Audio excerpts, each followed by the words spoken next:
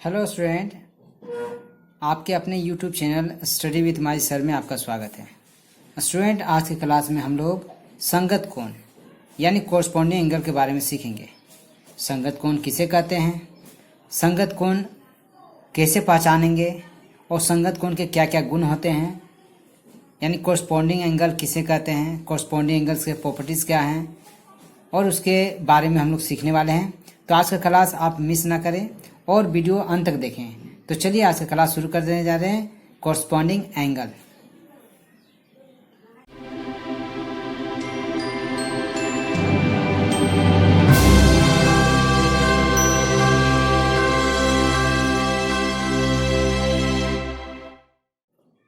संगत कोण यानी कोरस्पॉन्डिंग एंगल को पहचानने के लिए सबसे पहले आपको पहचानना क्या होगा, एक वर्ड को जो हमें हमेशा याद रखें, ये एफ।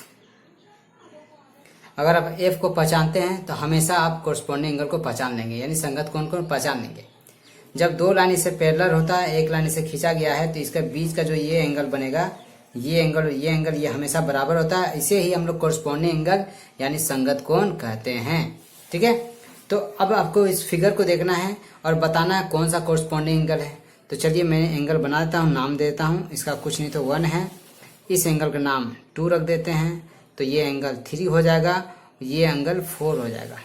ठीक है, सेम उसी तरह इसमें 5 रख देते हैं, इसमें 6 रख देते हैं, ये 7 हो गया और ये 8 हो गया। इस तरह से 8 एंगल मैंने बना दिया।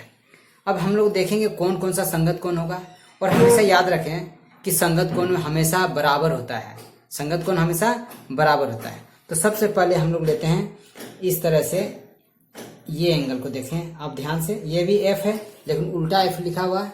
तो इसमें ये दोनों पैरेलल है और एक लाइनिंग खींचा हुआ है, एक ही लाइन पे सीधा लाइन है।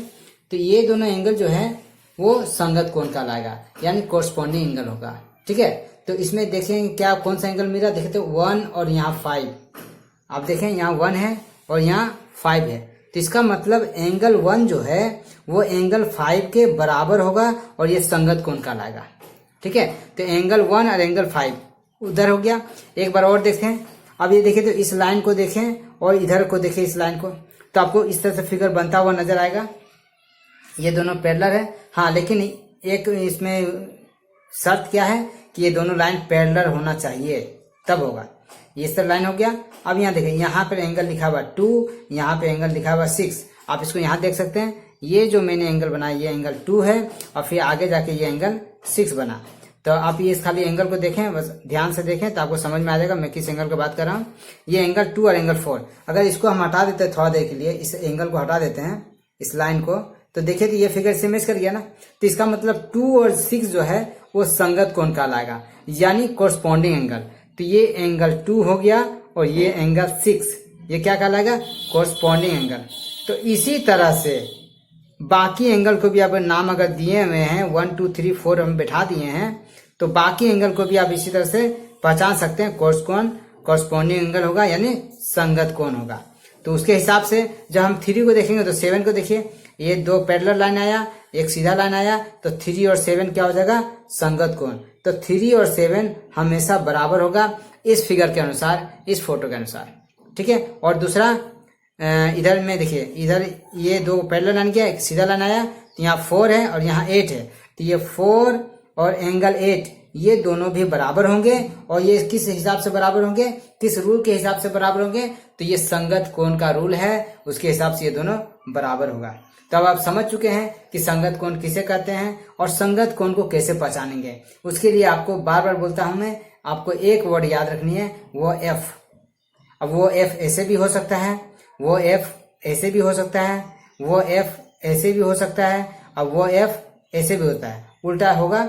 लेकिन हाँ, जहां एफ का जैसा आपको फिगर नजर आए, आकृति नजर आए, तो समझ जाइए कि ये दोनों एंगल बराबर होगा, ये दोनों एंगल बराबर होगा, ये दोनों एंगल बराबर होंगे।